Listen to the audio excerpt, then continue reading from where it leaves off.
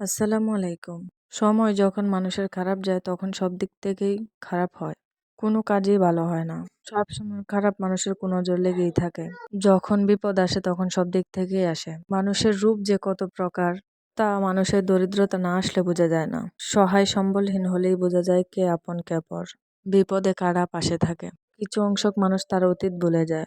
মানুষের সাথে খারাপ আচরণ করে। আল্লাহ, আজকে আমার উপর অনেক বড় বিপদ।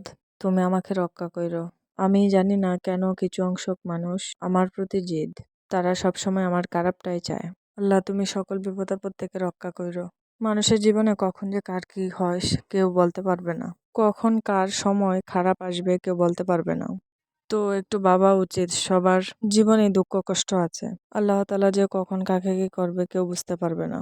অন্যের ক্ষতি করলে নিজের ক্ষতি এমনিতেই হবে। কিছু অংশক মানুষ ঝামেলা করতে হয় না, ইচ্ছাকৃতভাবেই ঝামেলা করে। যা মনে মনে ভাবতাম সবই মিথ্যে। ভাবতাম আমার চারপাশে যারা আছে সবাই আমার আপনজন। এখন আমার বিপদ, এখন আমি বুঝতে পারি পাশে আছে।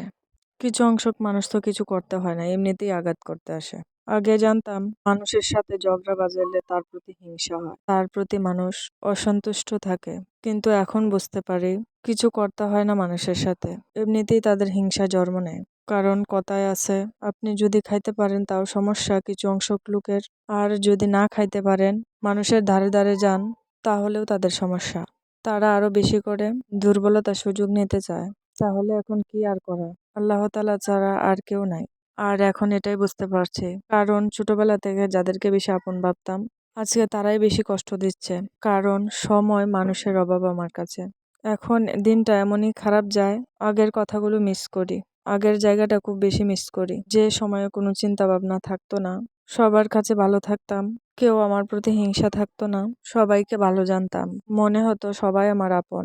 সবসময় ভাবতাম আমার ভাই নেই কি হয়েছে, আমার তো অনেক ভাই আছে যারা সবসময় বিপদে আপদে আমার পাশে থাকবে, আমার সাথে ভালো আচরণ করবে। আরও ভাবতাম আমি ভালো থাকলে তাদের ভালো লাগবে, আমার ভালো থাকাটাই তারা খুশি হবে। আমি অনেক ভরসা করতাম তাদের। আর যাই হোক, তারা আমাকে কখনোই কষ্ট দিবে না, কারণ তারা তো জানে আমার ভাই নেই। কিন্তু এখন বুঝতে পারতেছি কেউ আপন না, বিপদে কেউ পাশে থাকে না। জীবন যুদ্ধে নিজের লড়াই একাই নিজেকে লড়তে হয়, কখনোই বিপদে কেউ পাশে থাকে না। নিজে আগে যতটুকু ভাবতাম এখন বুঝতে পারছি সবটুকুই ভুল। ভুল মানুষদের আপন ভাবতাম। এখন বুঝতে পারছি আমার বাবা ভুল জায়গায় আমাকে রেখে গেছে। বিপদে কেউ কখনোই পাশে থাকবে না। আমার বাবা সবসময় সবাইকে আপন ভাবতো। আমার বাবা ভাবতো আর যাই হোক আমার মেয়েকে কেউ কষ্ট দিবে না। তিনি কোনো রকম ভাবেই জানতেন না তার মেয়ের প্রতি মানুষের হিংসা। মানুষ তার মেয়েকে ভালো থাকতে দিচ্ছে না।